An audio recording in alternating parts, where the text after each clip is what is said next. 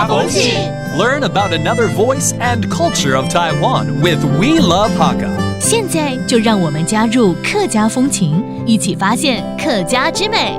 客家人老福德精神，做白工，就像佢屋卡度嘅數百裝備安尼，當錢難嘅稱呼。一般來講，白工嘅味嘢會提總體行嘅愛順，目的就係愛保護總體嘅平安，防止鄉下戰役。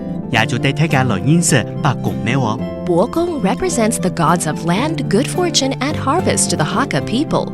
But worship sites to Bogong are disappearing as the economy develops. Instead, many Hakka people have retained their practice of honoring ancestors by dedicating an offering table for Bogong in their homes. They place a piece of paper that reads the land dragon god under the table, along with a simple stone tablet, and venerate their ancestors in the morning and evening. Hello everyone, it's time for another round of Talk About Hakka on ICRT. Hello， 大家好，我係邊個 Leo。Hello， 你好，大家好，我係 Josephine。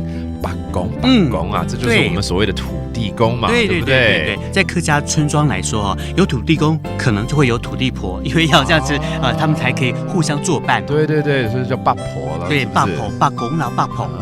其实这样的称呼啊，特别亲切，因为会感觉好像是家中的一个成员啊。没错，因为客家人对土地的是依存感是很深的，所以呢，我们对土地神当然是非常的尊敬啦，就会用这伯公这样的称呼来称呼他。真的有这种感受。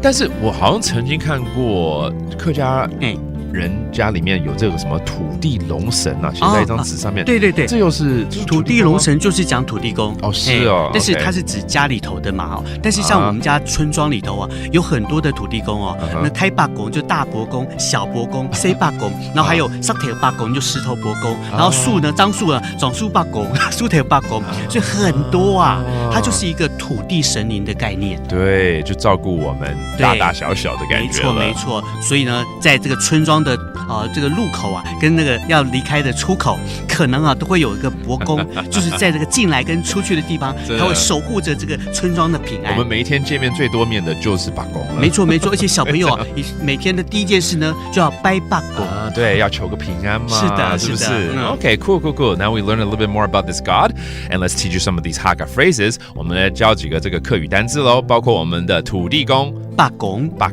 that's the deity known as the gods of land, and then we pray to him because we want blessings to be safe and sound, 叫做平安啦。